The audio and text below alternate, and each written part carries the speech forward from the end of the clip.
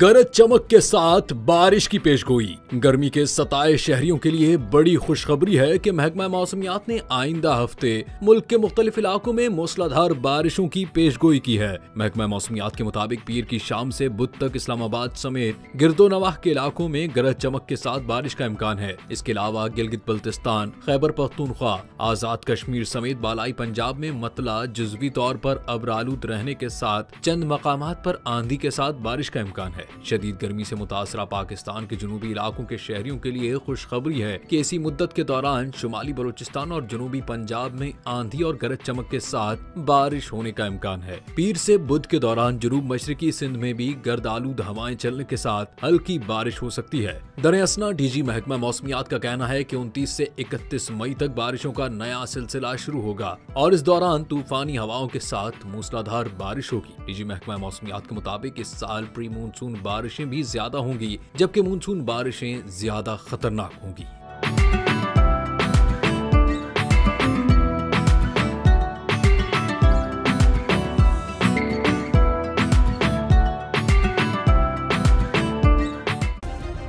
Subscribe करें और bell दबाएं ताकि कोई खबर रह न जाए।